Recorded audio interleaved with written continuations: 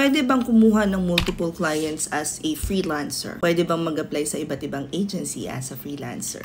Hi, Mary here, and everyday nagpo-post ako ng bagong videos na pwede nyo sundan as some sort of roadmap kung gusto nyo na maging freelancer, virtual assistant, or gusto nyo na mag-work from home gamit ang computer at internet. As a freelancer, from the word itself, when you're doing freelancing, you should be able to have multiple clients. As long as kaya ng katawang Diyosa mo, ay ilaban mo.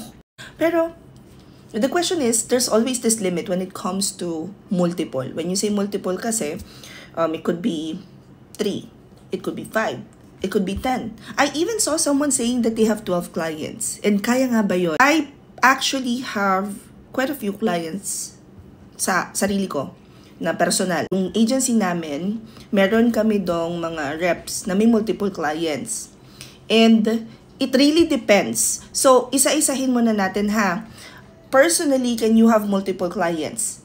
Yes, as long as yung mga clients mo do not have these limitations sa contracts nila na you can't have other clients. Kasi meron mga clients, lalo na yung mga full-time, na sinasabi nila na hindi ka pwedeng maghanap na ng ibang clients. Amin ka lang, akin ka lang, ganon. Siyempre, kung tama naman yung bayad at saka kung masasapol naman niya yung needs mo, bakit hindi? Diba? Meron ding mga agencies that are open to the idea that since they're hiring you as an independent contractor, it's possible that you would have other clients. And ang nakalagay lang sa limitations ng contracts nila is that you can't have someone under the same industry because magkakaroon ng conflict of interest. You always just have to make sure na you communicate this with your clients.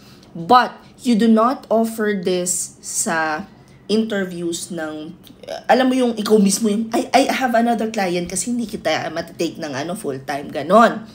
Unless tanungin ka ng client, which rarely happens, especially if hindi naman full-time yung hinahanap nilang tao para do sa team nila, you don't offer it na. The main reason why people, especially sa onshore, are outsourcing their work is because it saves them money, yung overhead expenses, but at the same time, they are fully aware that this person could be working on different clients. Ang pinakang hindi lang okay is you are being paid hourly pagkatapos 3 yung computer mo at sabay-sabay kang nag-work dun sa 3 hourly contracts na yon. If you accept the client on an hourly basis, yung oras na binabayaran nila sa'yo, sila lang dapat yung ginagawa mo.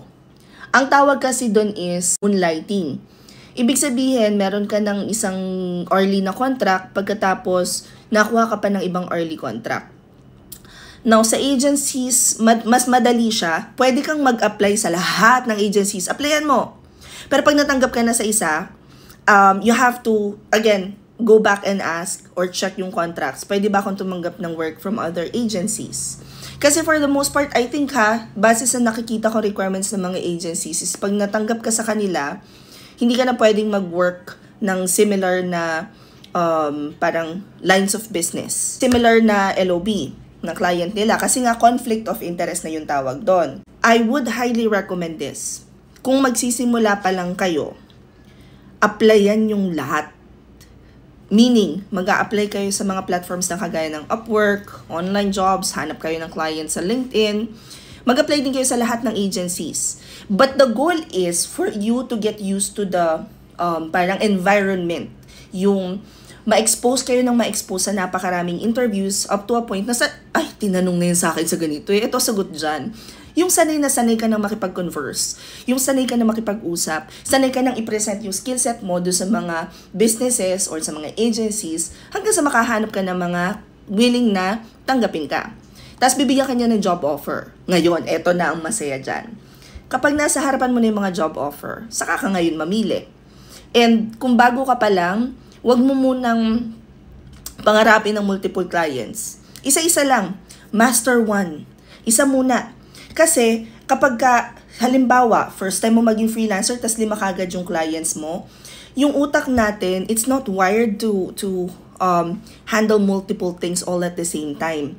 Mas madali tayo, and para sa akin lang to, kung kayo, smart kayo, at mas pumapalo ang brain cells ninyo kaysa sa akin, go for it. Pero para sa akin, hindi okay na Meron akong 5 clients na i-onboard sabay-sabay, iba-iba yung task, iba-iba yung goals, iba-iba yung output na kailangan, kasi maguguluhan ako.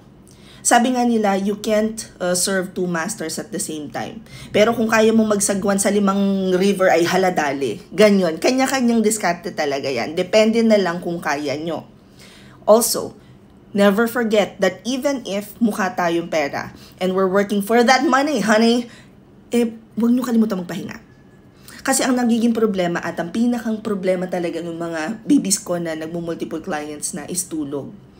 Do not sacrifice yung health ninyo para laang ma-achieve ninyo yung sinasabi nung iba or yung pinoportray nung iba o yung pinapakita nung iba sa social media na X number of figures na ino-earn as a freelancer. Hope this helps. Comment any questions you guys have about working from home and follow for more work from home chismis. Bye!